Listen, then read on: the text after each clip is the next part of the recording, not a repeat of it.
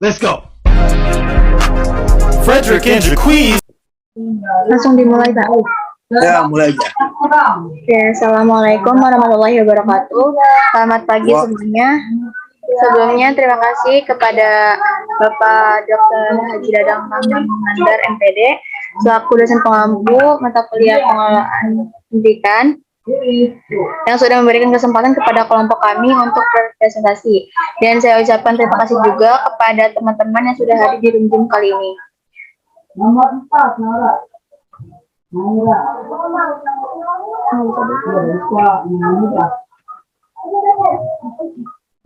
4 adalah Saya Firdan Latifah dengan PM 211 1050014 yang akan bertugas sebagai moderator pada diskusi kali ini. Tentunya pada diskusi kali ini saya tidak sendiri. Di sini ada rekan saya yaitu Maili Jagupi dengan NPM 21103105073. Di mana kelompok kami akan membahas tentang pengelolaan sarana dan prasarana pendidikan. Di sini ada poin-poin yang akan kami bahas. Yang pertama ada pengertian pengelolaan sarana dan prasarana. Yang kedua fungsi dan tujuan pengelolaan sarana dan prasarana. Yang ketiga ada prinsip pengelolaan sarana dan prasarana. Dan yang keempat ada prosedur pengelolaan sarana dan prasarana. Baik, untuk materi yang pertama akan dipaparkan oleh saya sendiri, yaitu pengertian pengelolaan sarana dan prasarana. Pengelolaan sarana dan prasarana dalam istilah asing disebut scope and administration yang mencakup lahan bangunan, perabot dan perlengkapan pendidikan atau sekolah. Menurut Sutopo, sarana pendidikan adalah segala sesuatu yang meliputi peralatan dan perlengkapan yang langsung digunakan dalam proses pendidikan di sekolah seperti gedung, ruang, meja, kursi, alat peraga, buku pelajaran, dan lain-lain. Sedangkan prasarana merupakan semua komponen yang secara tidak langsung menunjang jalannya proses belajar mengajar di sebuah lembaga pendidikan. Seperti jalan menuju sekolah, halaman sekolah, tata tertib sekolah, dan lain-lain. Secara bahasa, prasarana merupakan alat yang tidak langsung untuk mencapai tujuan dalam pendidikan seperti bangunan sekolah, lapangan olahraga, uang, dan lain-lain. Sedangkan sarana merupakan alat yang langsung untuk mencapai tujuan pendidikan seperti buku, perpustakaan, lab, dan lain sebagainya. Sarana merupakan perlengkapan yang sifatnya dapat digunakan secara langsung dalam konsep dasar pengenalan sarana dan prasarana pendidikan. Sarana berarti perlengkapan yang mendukung dan menghubungkan langsung dengan proses pembelajaran. Di sini ada tabel 5 sarana dan prasarana. Untuk SDM ini, sarana prasarana ini bisa meliputi ruang kelas, ruang perpustakaan, laboratorium IPA, ruang pimpinan, ruang guru, tempat beribadah, ruang UKS, jamban, gudang, ruang sirkulasi, tempat bermain atau berolahraga.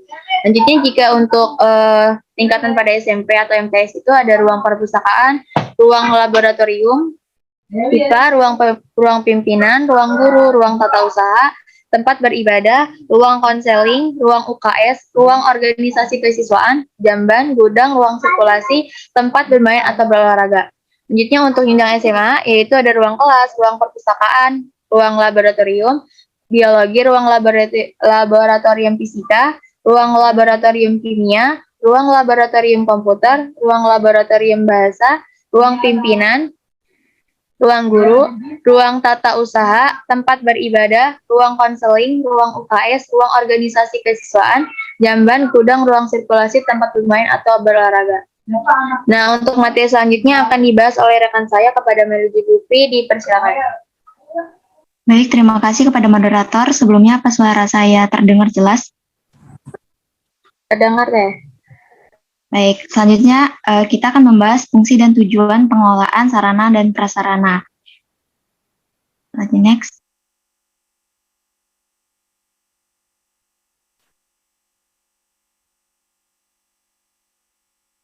Nah, ada beberapa fungsi pengelolaan sarana dan prasarana.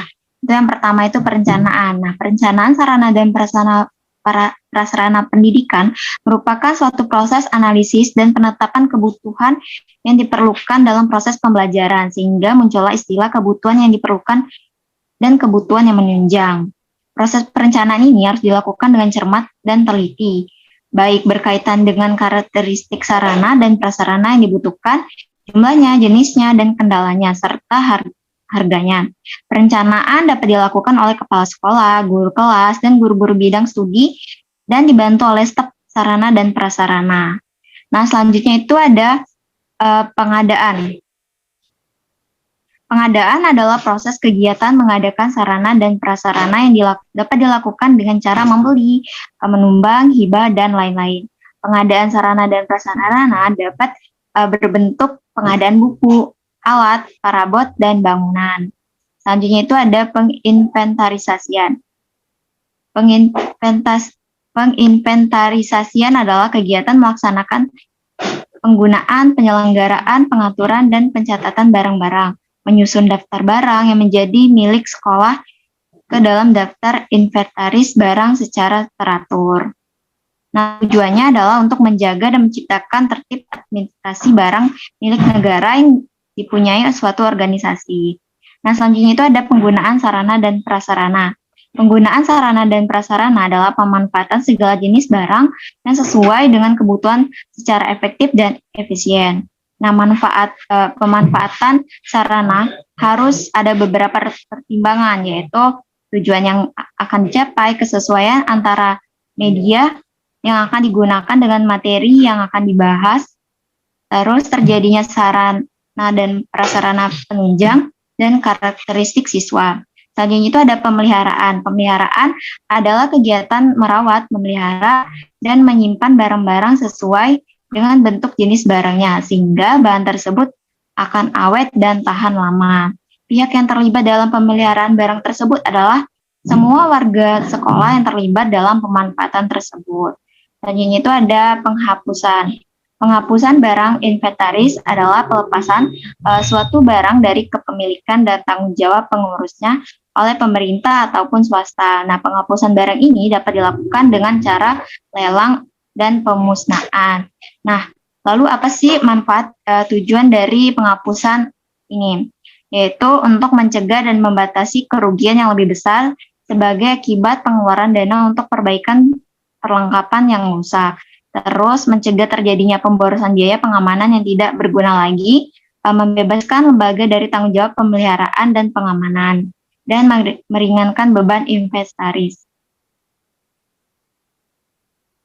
Nah, barang-barang yang memenuhi syarat untuk dihapus itu adalah barang yang dalam keadaan rusak berat sehingga tidak dapat dimanfaatkan. Lalu barang yang kuno yang penggunanya tidak efisien lagi, barang-barang yang tidak sesuai kebutuhan, barang-barang yang terkena larangan, barang-barang yang terkena penyusutan di luar kekuasaan pengurus, barang-barang yang pemeliharaannya tidak seimbang dengan kegunaannya, lalu barang-barang yang berlebihan dan tidak digunakan lagi, barang-barang yang dicuri, barang-barang yang diselewengkan, barang-barang yang terbakar dan musnah akibat bencana alam. Perbaikan suatu barang memerlukan biaya besar secara teknis dan ekonomis, kegunaannya tidak sesuai lagi dengan biaya dan pemeliharaan.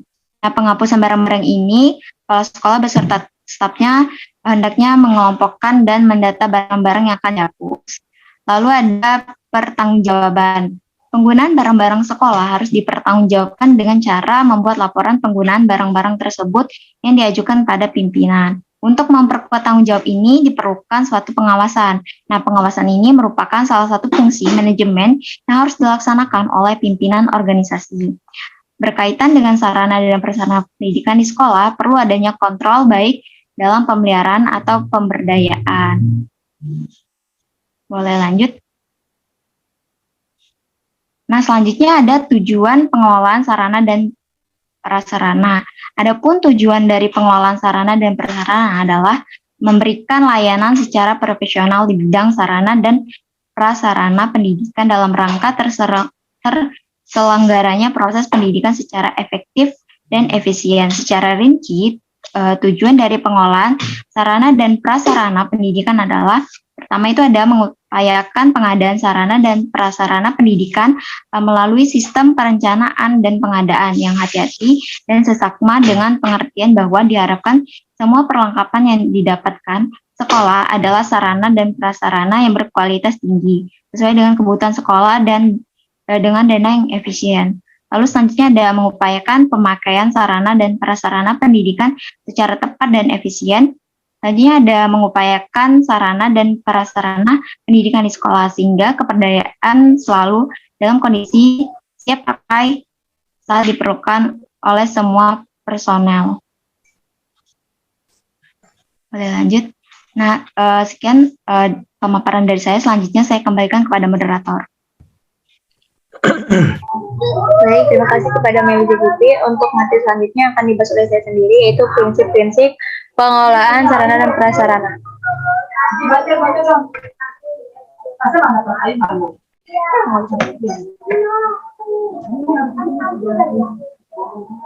Nah, menurut Hunpres, prinsip dasar dalam pelaksanaan pengelolaan tersebut adalah sebagai berikut.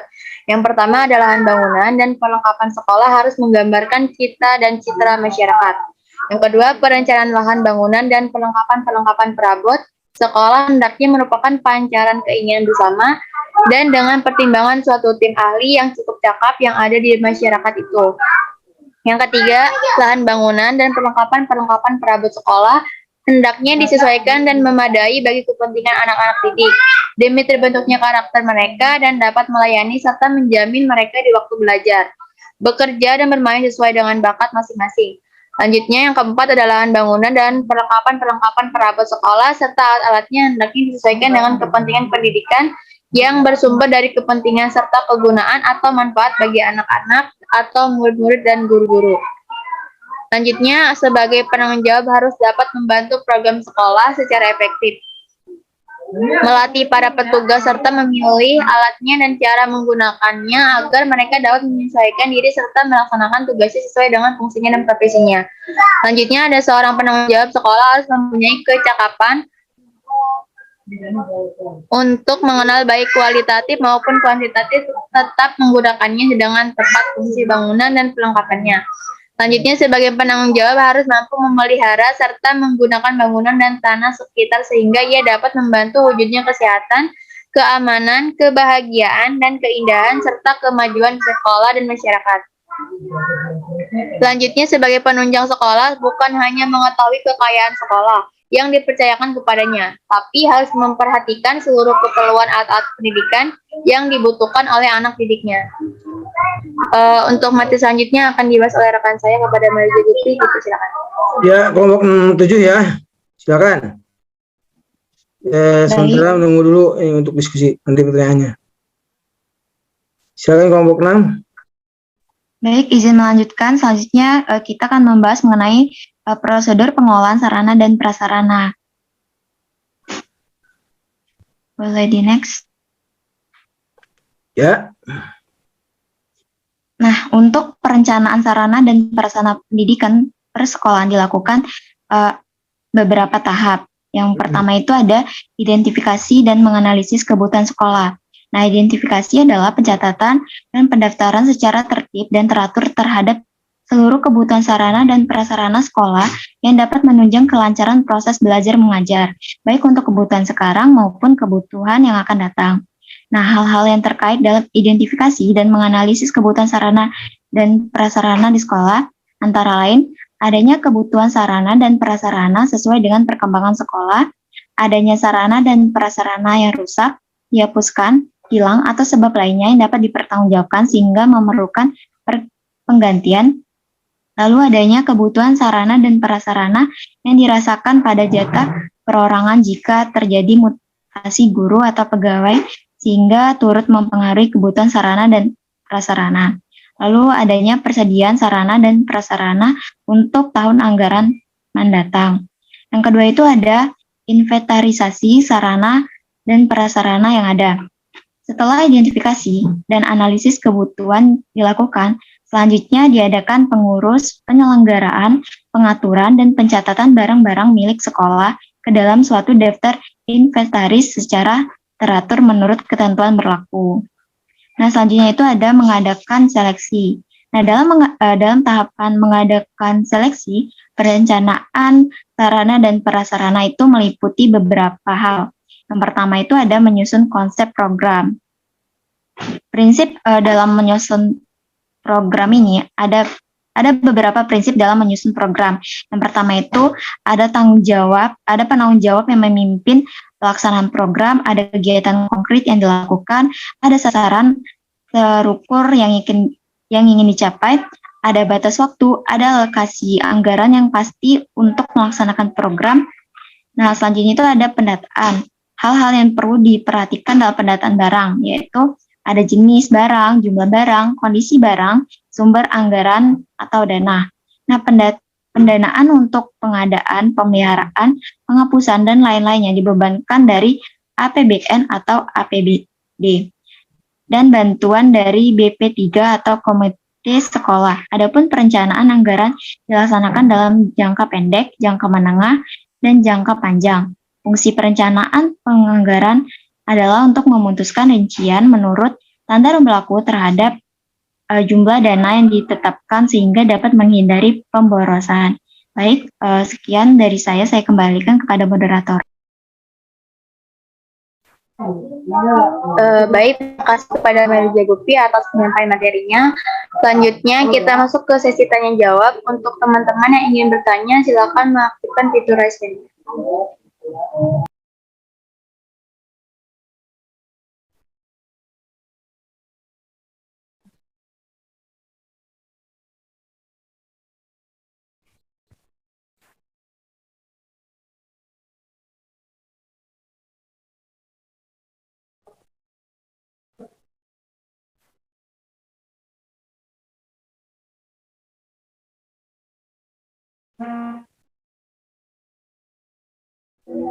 Baik, sudah ada beberapa ya untuk penanya. Untuk Teh Mela, dipersilakan untuk bertanya.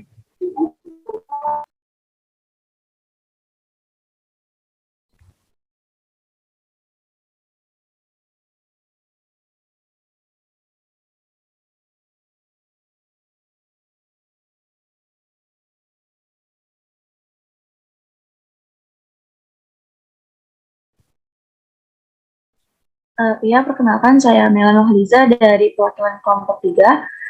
Izin bertanya, mengapa sarana dan prasarana menjadi faktor yang menyebabkan kualitas pendidikan di Indonesia masih belum maksimal? Terima kasih.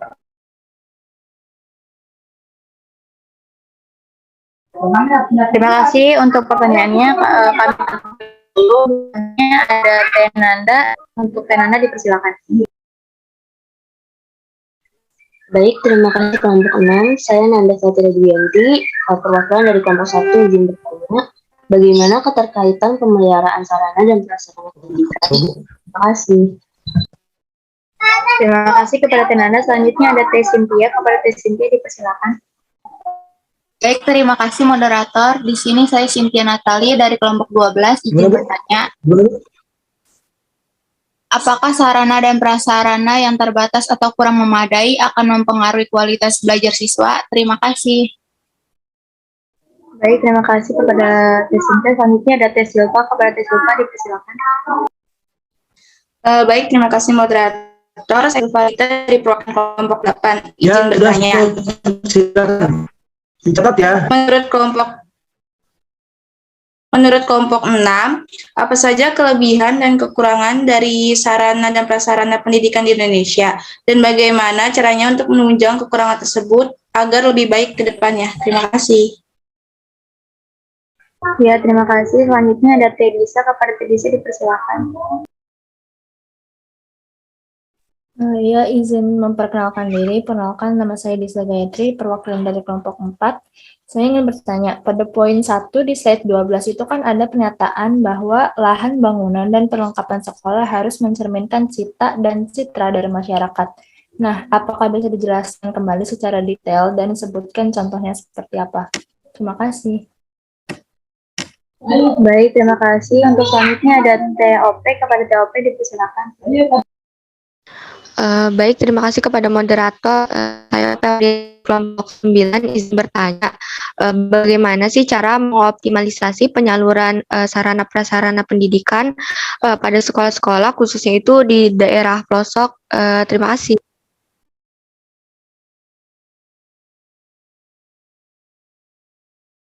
Baik, terima kasih. Untuk selanjutnya ada Teh Anissa. Kepada Teh Anissa dipersilakan. Perkenalkan, nama saya Nisa Nurfairia dari kelompok 11. Izin bertanya, menurut kelompok kalian, siapa yang paling berperan penting dalam pengelolaan sarana dan prasarana sekolah ini? Terima kasih. Oke, terima kasih. Selanjutnya ada Kang Andro. Pada Kang Andro dipersilakan.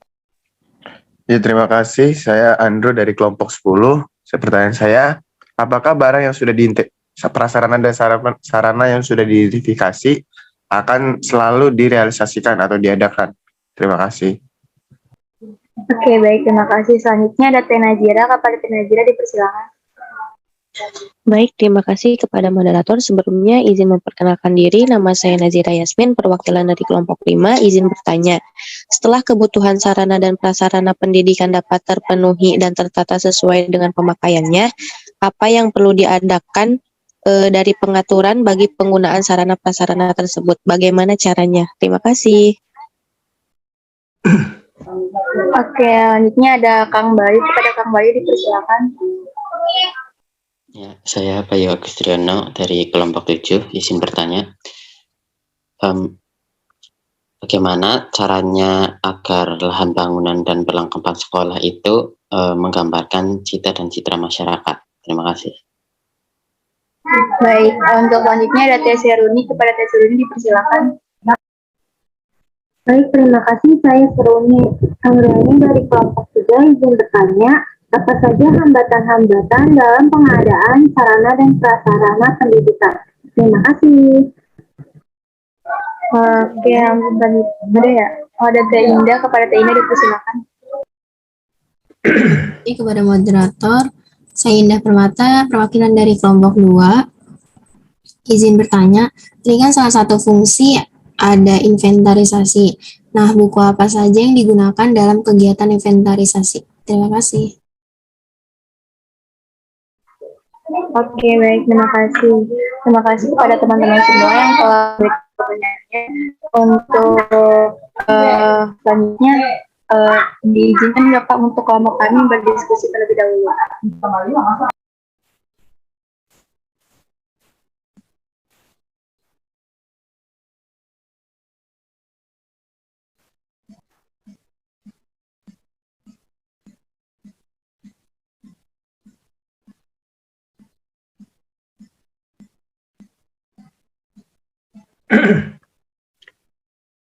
Sudah semuanya? Andromeda udah bertanya?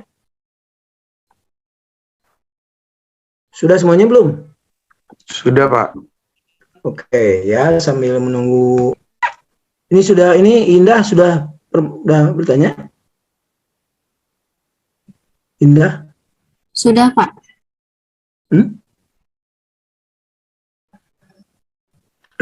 Ini kelompok kan sudah semuanya ya.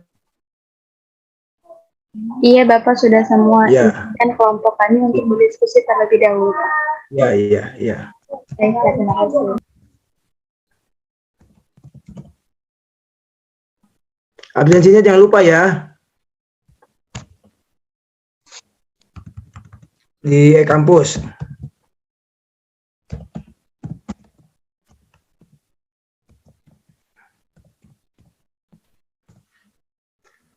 Oke. Jadi pengelolaan sarana prasarana pendidikan. Ini sarana prasarana pendidikan ini cukup strategis ya keberadaannya. Memang kalau tidak ada sarana dan prasarana pendidikan, tentu belajar juga tidak akan sempurna ya dalam pengertian di dalam prosesnya.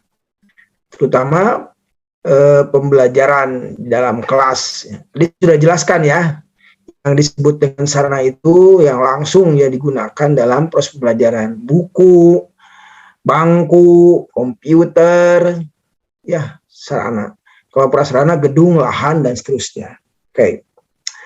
Nah tentu sarana prasarana ini memerlukan pengelolaan yang sangat serius ya.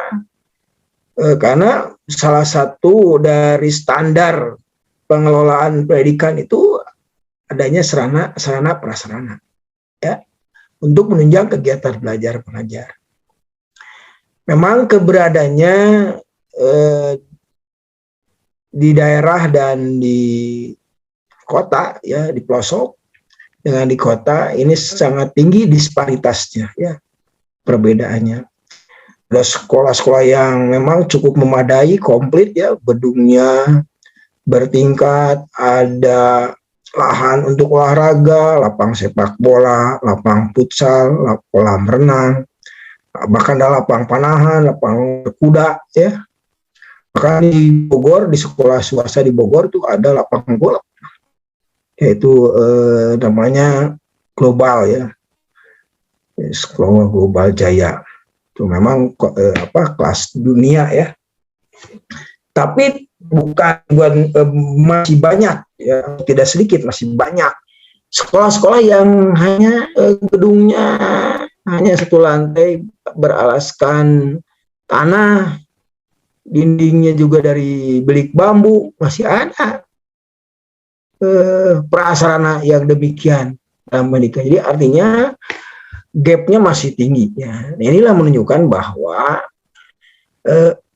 perlu pengelolaan sarana prasarana ya, mulai dari tahap perencanaan, identifikasi kebutuhannya apa saja sih. Kita ambil contoh saja di Unsika, Universitas Sinya Perbangsa ya. Nah, bagaimana sarana prasarananya? Apa sih kebutuhannya? Berapa kebutuhan ruangnya, prasarananya? Kan gitu ya.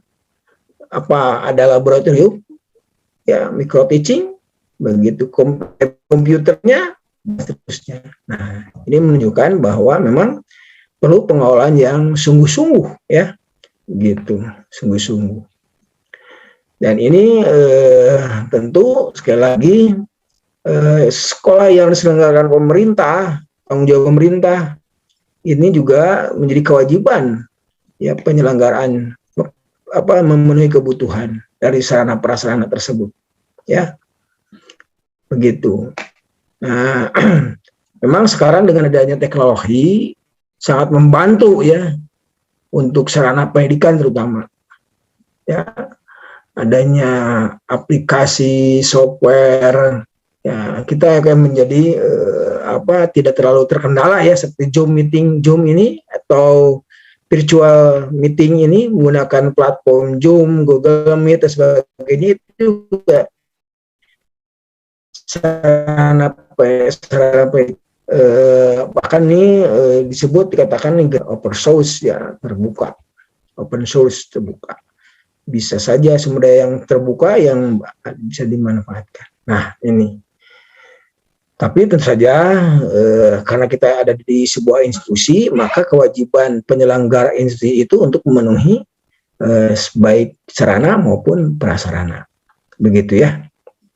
Beberapa tempo hari ke belakang banyak sekali beredar ada masyarakat sekolah. Nah ini yang tadi dikatakan, ada yang pertanyakan tuh citra masyarakat ya.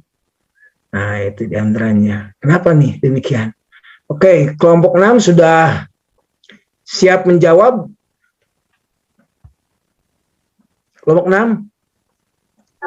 Sudah, Pak. Ya, silakan. Silakan kelompok 6. Baik.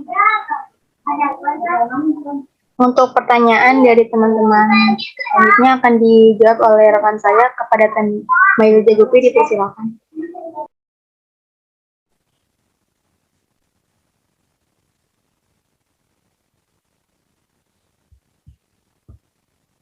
Baik, saya akan menjawab pertanyaan dari Mela. Mengapa sarana dan prasarana menjadi faktor yang menyebabkan kualitas pendidikan di Indonesia masih belum maksimal? Nah, bisa kita amati bahwa masih sangat banyak sekolah yang kekurangan sarana dan prasarana, seperti halnya gedung sekolah yang banyak rusak, kepemilikan dan penggunaan media belajar yang sangat rendah, buku perpustakaan tidak lengkap, laboratorium yang tidak standar, pemakaian teknologi informasi tidak memadai, dan sebagainya. Bahkan masih banyak sekolah yang tidak memiliki gedung sendiri, tidak memiliki perpustakaan, tidak memiliki laboratorium, dan sebagainya. Hal tersebut tentu sangat mempengaruhi secara langsung kualitas pendidikan. Maka dari itu sangat penting bagi kita untuk meningkatkan sarana dan prasarana agar pembelajaran bisa berjalan dengan baik sehingga meningkatkan kualitas pendidikan kita. Seperti itu. Bagaimana, Mela? Apa jawabannya sudah cukup? Sudah bisa dipahami, terima kasih. Baik, selanjutnya saya akan menjawab juga pertanyaan dari Cynthia. Apakah sarana dan prasarana yang terbatas kurang memadai akan mempengaruhi kualitas belajar siswa? Nah, hampir sama ini pertanyaannya berkaitan dengan pertanyaan Mela tadi. Ya tentu saja sarana dan prasarana menjadi salah satu faktor yang mempengaruhi kualitas belajar di sekolah. Sekolah dalam rangka mewujudkan kualitas belajar yang baik harus memperhatikan sarana dan prasarana yang ada. Dengan adanya sarana dan prasarana yang memadai, guru sebagai tenaga pendidik akan menyampaikan materi pembelajaran dengan lancar, tanpa gangguan dan mudah dipahami oleh siswa.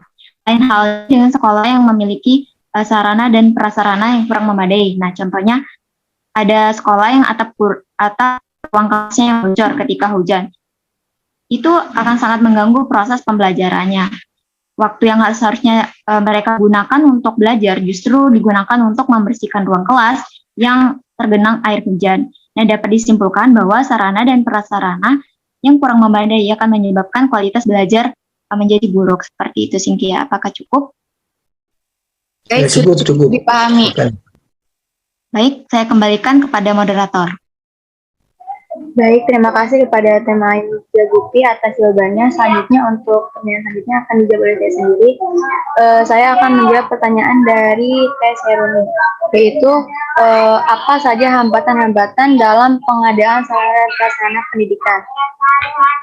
Terdapat hambatan-hambatan dalam pelaksanaan pengadaan sarana dan prasarana pendidikan, yaitu adanya masalah dana, keterbatasan jumlah dan keahlian yang dimiliki pelaksana dalam pemeliharaan sarana dan prasarana pendidikan, adanya pelaksanaan tidak menindak tegas terhadap penggunaan yang tidak mematuhi tata tertib, susahnya koordinasi antara pemerintah pusat dan pemerintah daerah.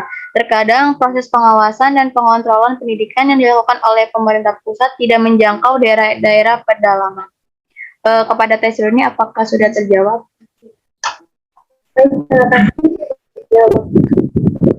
Oke, untuk selanjutnya saya akan menjawab pertanyaan dari Teh Anissa, yaitu menurut kelompok kalian siapa yang paling berperan penting dalam pengelolaan sarana dan prasarana sekolah?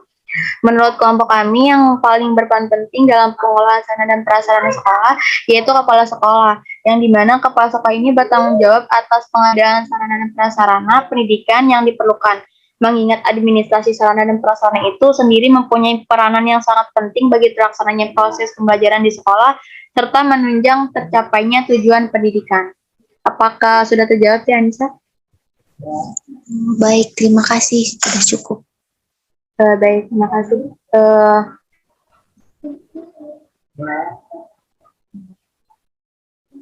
Baik, karena semua pertanyaan sudah terjawab, Bapak ini langsung dicukupkan. Ya, jangan gini.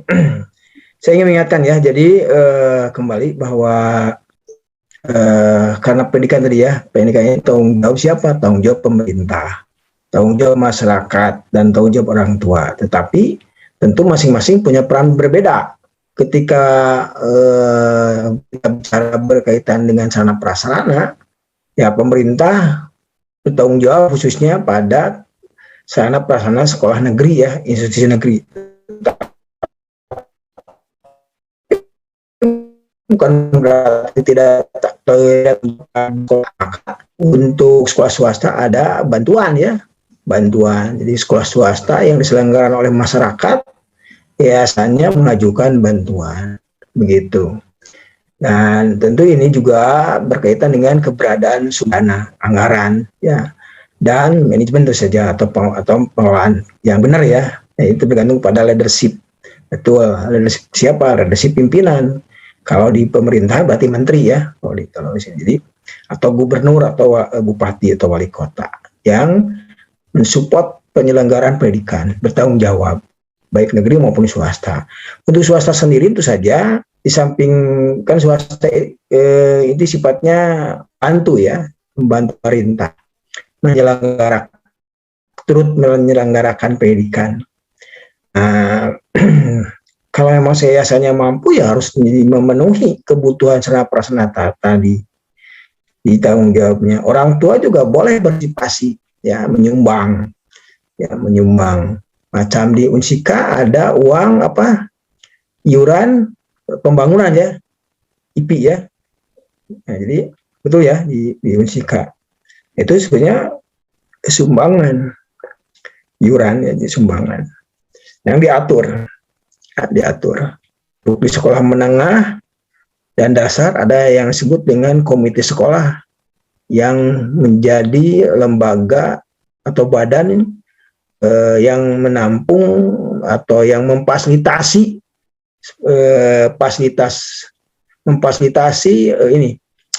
support ya, bantuan dari masyarakat, dari orang tua ya.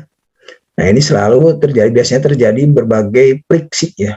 Friksi itu benturan-benturan manakala pengelolaan pendidikannya tidak benar, begitu ya.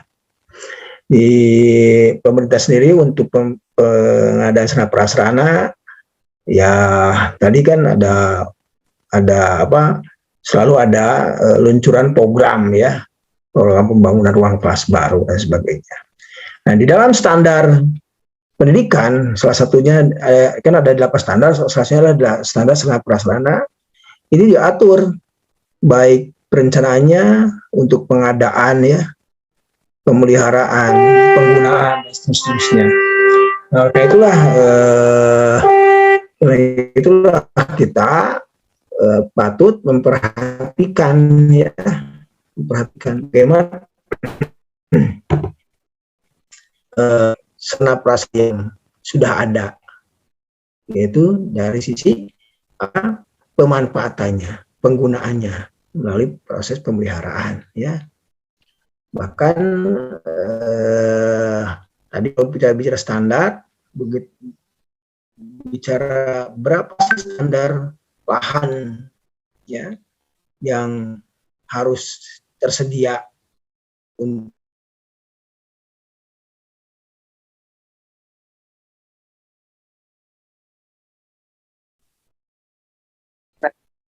itu ada. Nah, silakan nanti anda baca. Baiklah, ini karena jaringannya blok ya, singkat saja. Untuk minggu depan kita akan mengadakan ujian tengah semester yang sama ya, open book boleh ya, pertanyaannya. Kemudian juga tugas-tugas ingat lengkapi ya, tugas-tugasnya dilengkapi karena akan jadi bahan untuk mensupport itu ya, begitu. Ini saja, sekali lagi kesiapan untuk minggu depan. Ingat kehadiran juga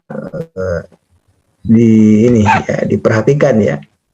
Sudah semuanya saya lihat sudah daftar, sudah mengabsen, minggu depan juga demikian. Ya, sampai telat. Oke, saya cukup sekian. Silakan tutup kelompok 6. Baik, karena semua pertanyaannya sudah terjawab, maka berakhir diskusi kali ini dengan harapan apa yang telah disampaikan oleh saya dan rekan saya, teman-teman bisa memahaminya dengan baik. Saya mengucapkan terima kasih kepada teman-teman yang sudah mendengarkan sampai akhir. Saya Firdan Latifah sebagai moderator. Mohon maaf apabila selama memandu diskusi kali ini ada kekurangan dan kata yang kurang berkenan. Terima kasih, saya tutup dengan wassalamualaikum warahmatullahi wabarakatuh. Ya, waalaikumsalam warahmatullahi wabarakatuh.